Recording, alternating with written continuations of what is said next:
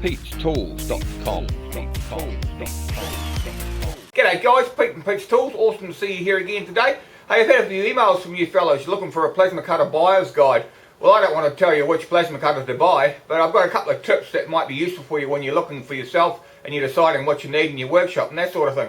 Anyway guys, these are my tips for what it's worth. Remember guys, like my videos, subscribe, drop me a like, or drop me a comment. Come see me at Pete'sTools.com and I'll tell you what I've learned. So the first thing you need to decide guys is what you're cutting.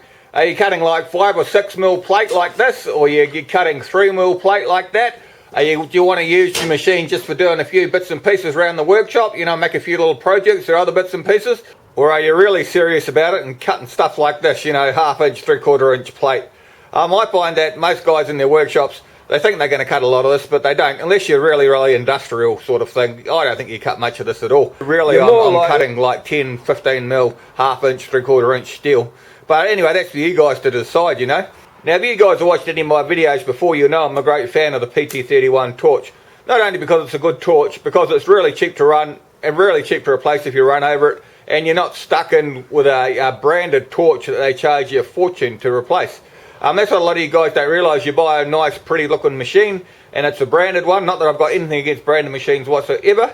It's just that if you're buying a branded machine, just be prepared to pay a hell of a lot more for your consumables, which consumables are in here that you run your torch with.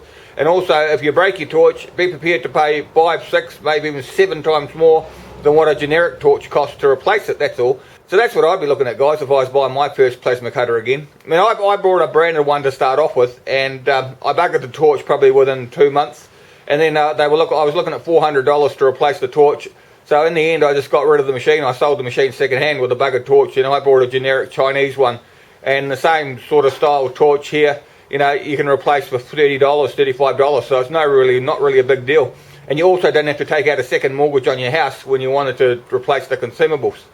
What I mean by a standard generic torch, guys, is see, look, this is just a little 50 amp torch here, just a generic torch, and it has a 16mm air fitting here that goes in from your machine. And it has a little plug here, a little off-on plug that goes to your switch here on your torch. So this is pretty basic on how it plugs into your machine. And like I say, this is 40-50 amp torch. Even if we go up to a generic 100 amp torch like this is like a P80 torch, 80 to 100 amp. This is a really big torch. And if we look on this one, guys, this is exactly the same thing. The only difference is this one's this pilot arc. It's got an extra wire on it. But there's your 16mm air inlet there. There's your 2-pin plug for your on-off switch, which is here. And this one here just has the extra for the pilot arc, because this is a non-pilot arc torch, but this is a pilot arc torch. So what I'm telling you is, this is one end of the scale, this is the other end of the scale, but they all can plug basically onto the same sort of Chinese machine, generic machine. Whereas if you start to buy a branded one, you're going to run into all sorts of issues. Now guys, this is just a cheap 40 amp generic plasma cutter. I've probably had it 5 odd years. It's never let me down yet. It cuts everything that I want to cut with it. Even if I want to cut the occasional 1/2 inch lump of steel, it'll go through that, but you wouldn't want to do it every day. But mainly I cut 4 mil, 5 mil, 6 mil steel. Like I say, it's never let me down yet, and I can't see why any other generic plasma cutter wouldn't be the same. What I'm saying guys is, if you're going to buy a plasma cutter, I would buy one that gives me the most options at the cheapest price. Your air goes in there. Your switch goes in here, just basic fittings. And this is for my 40 amp torch. Now if I wanted to plug that 100 amp torch that I showed you in there into this 40 amp machine, I could do exactly the same thing with that. There's no drama at all, because the plugs are the same and it fits in there. But when you're dealing with the branded stuff, guys, and this is just my opinion, they don't have the fittings like this that you can swap and change for a cheap torch. They have a fitting that looks something like this. Now this is off my MIG welder, but the fitting looks much the same, but they have it on their plasma cutters. And why they do that is so that you have to be stuck with the torches that they supply and the consumables that they supply. And I think the consumables are really expensive for the branded stuff. But that's just my opinion. You guys might have something totally different, and they may be 100% better quality and all the rest of it. But like I say, it just depends on what you want to use your machine for. If you're in a fabrication shop, you want something decent that's going to last you a long time, well, I'd go for a branded one. But if you're just mucking around in your backyard, I'd go for a generic machine every time. This machine here, when I bought it, I paid about $250 for it. Like I say, I've had it for 5 years, no issue with it whatsoever, goes great. I see them, a lot of them on Amazon and that sort of thing, they're about $250 range. I think I even see one for $200. That was a 40 amp or a 35 amp one. Take a punt. They've got these sort of fittings on them. Take a punt, the bloody thing doesn't go, just send it back, that's what I'm saying. But if you're using this sort of little machine on a big industrial scale, it's not going to last very long, I don't think so anyway. Mind you, I've done a few hours on this machine, but like I say, I'm only doing 6mm plate with it. So there you're thinking, guys, that little plasma cutter with that generic torch is not going to cut 1/2 inch plate. Well, this is the only bit of 1/2 inch I could find in the garage, because like I say, I don't cut it very often.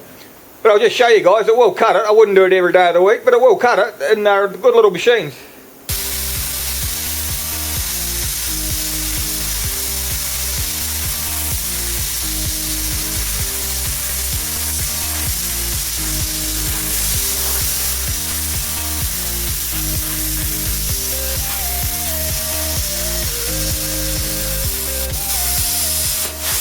Here we go, guys. Might not be perfect, guys, but it definitely cuts it. See that?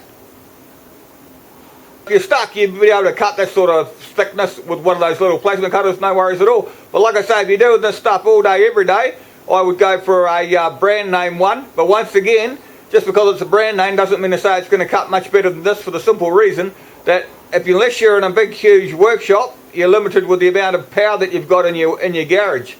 So I'm stuck with 240 volts here at 15 amps. I don't know what you guys are using, but that's about all that I've got available. So guys, we've got the same settings on the plasma cutter. We'll cut this 5mm piece and you look at the difference.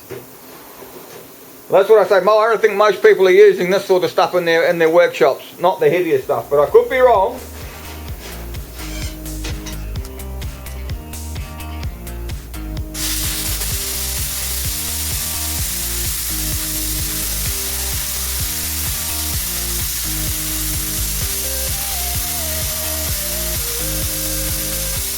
Beautiful, guys. See that? Real quick and easy. See that, guys? That's a nice cut, and it'll cut that all day, every day. So, you know, the generic plasma cutters I think are pretty good. But like I say, I keep coming back to the same thing. It just depends what you want to use the thing for. So guys, that's about it for what it's worth. I wish someone had told me that before I started plasma cutting. I mean, I was cutting full shoots and I was cutting 60 or 70 a week, and I was spending thousands on these consumables. And it was all because I brought the wrong sort of machine and the wrong sort of torch to start off with. Like I say, if you're cutting really thick metal, go for something really higher grade machine, but just be prepared to pay through the nose for your consumables and your replacement parts, for your torch parts and your machine parts. But if you're cutting like under 7 or 8mm, like I was all day, I was cutting 3mm all day, then go for something cheaper where you can replace your torch for like 60, 80 bucks. And your consumables, like you can buy 100 for like 40 bucks or $45. It doesn't make any difference if you burn through them. What difference does it make? They're as cheap as chips. Anyway guys, that's just my thoughts, like I say, for what it's worth. Anyway, same as usual, if you like my videos, subscribe, drop me a like, drop me a comment. Don't forget to come say hi at Pete'sTools.com, and I'll see you next time. Bye bye guys. Pete'sTools.com